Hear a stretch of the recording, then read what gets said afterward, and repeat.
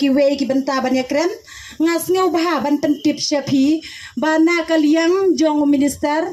uba presiden tensong ula ai yangi ya kajing dan kam bat kajing dawa gajongi katkum kajing kuwa gajonga katkum kajing dawa gajonga uba presiden klam da pen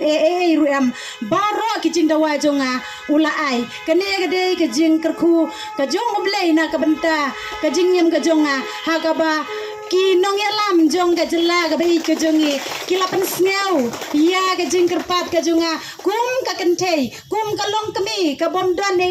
ka bomdan u khiu ja hayeng badan u khiu ja hayeng ki breu henrai nga pen pau ka jing sngu yaw blei bola don rengkat ban nga leng ba ki jing duwai ki bari ki jonga lembat ki jing kersan ki jong pi ki jing duwai jong pi wei pai wei ha ka ba ki nong yalam ki jongi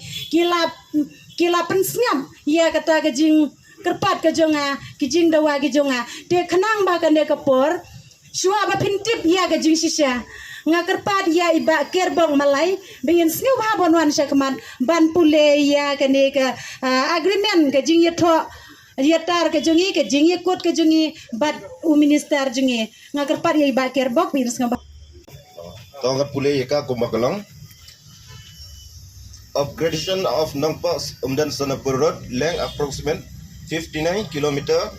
is proposed to be taken up under NESIDS roads and PMGSY 3. Upgradation of Nangpa Umdan Road 20 km is proposed under NESIDS roads to be funded by MDONER, Government of India, at an estimate amount of approximately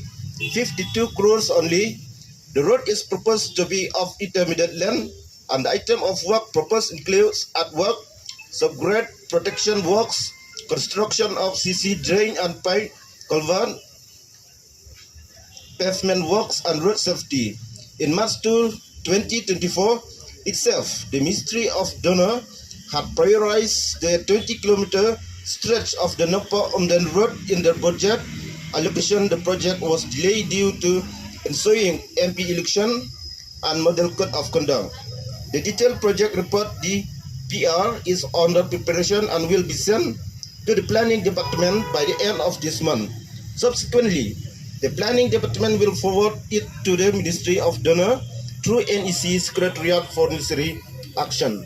Further, extension from Umdan to Benian,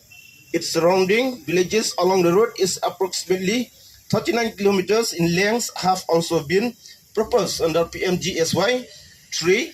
with an estimate amount of 50.95. The proposal has already been uploaded onto online management monitoring and accounting system OMN-MAS of PMGSY. The meeting Empower Committee under Ministry of Rural Development, Government of India for sanctioning of the scheme is likely to be held shortly. These two projects will be positively taken up within this year 2024. KK Mawa, Secretary Piludi, Government of India.